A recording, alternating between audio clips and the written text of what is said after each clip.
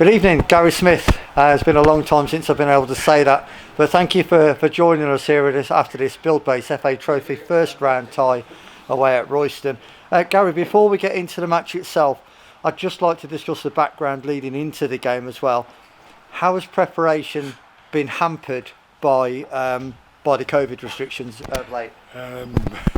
Well, for the last 5 weeks, I think it's about 5 weeks since the lockdown, we've not been able to train. We've not been able to really do a great deal in terms of our shape work and the way we want to play the game. We normally get together and our training sessions are based on how we want to approach the game.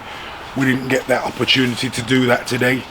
As you can see, the preparation, we've had to come here today with a team that's probably one that you wouldn't recognise. But one thing I can say for sure that is I am 100% proud of everybody that's turned up here to play and represent the football club tonight, because some of those young lads that we put out there today, the scholars, were absolutely fantastic.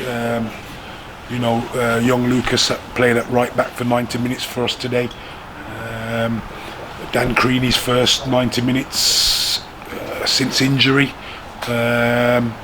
Jack Ryan's travelled all the way from Leeds to make it here today. Tyrell Waite's coming back from injury, first run out for him for 3 months at least. So when I look around, and I think what we've had to do today, like I said, the preparation hasn't been brilliant, but I couldn't be more prouder than I am for the boys that have performed here for us tonight. Absolutely brilliant. There's one thing that we commented on the commentary actually, Gary, that the fitness levels from both sides, not just Tamworth but Royston as well, the fitness levels are certainly up there. Yeah, definitely. I mean, both clubs are in the same position, same predicament.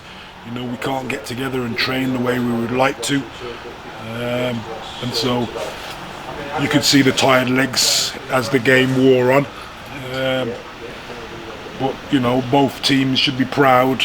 I think they're a credit to our league and our division that we've turned out tonight, and we've come out both teams and played 90 minutes of football when we've not been able to do anything. We haven't been able to prepare at all for this game, properly at all. Same for both sides, so they can be proud as well. I know you can only say so much, but a lot of fans actually have been asking on social media and on the Mixler commentary this evening, why such a supposedly weak team, why such a changed team, what restrictions and to what degree are your hands tied in terms of the personnel? This game, obviously being the FA Trophy, we have to play it. We've got players on furlough. And it would be difficult to take them off furlough, and then you can't put them back on again. And obviously with us not playing any football and not having any revenue coming into the club, we can't do it. We couldn't do it, so we've had to come here today, like I said, with a makeshift side, and put a performance in like they have done. I think is like I said, brilliant. It's a credit. Thank you for that, Gary. Eventually went on to lose 3-1 this evening to a well-respected Royston side, who are a good side in our own division. So perhaps really no shame in that at all. Eventually, but you've mentioned a couple of positives already. But I really wanted to ask you what really stood out for you in terms of positives going forward into the new year. The chances that we created, on the back of not doing anything for that period. And we've created some fantastic chances, especially in the first half. We could have possibly gone in leading Royston, but we haven't taken those chances. We haven't had the luck, the rub of the green, but the actual effort from everybody over that 90 minutes tonight for me was phenomenal. When you consider that people haven't done anything, no training, nothing, and then to come and play for 90 minutes on the pitch is heavy, it's raining, it's soggy, it's wet. For players to be asked to do that over 90 minutes tonight when not having the time to actually train and make themselves into the best shape possible, I think is absolutely brilliant, Kevin, once again.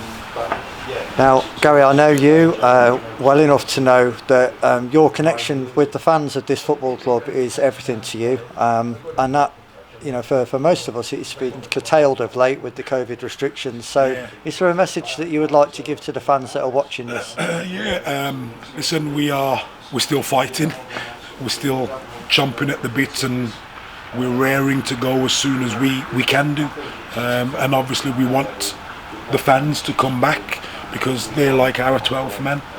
So we miss that support as well. We've come here tonight, and the ground's full of Royston fans, no Tamworth fans. So, you know, there's no kind of buzz for our players out there at all in terms of coming from the side, coming from the supporters' side. They've had to endure a 90 minutes of football with no support behind them.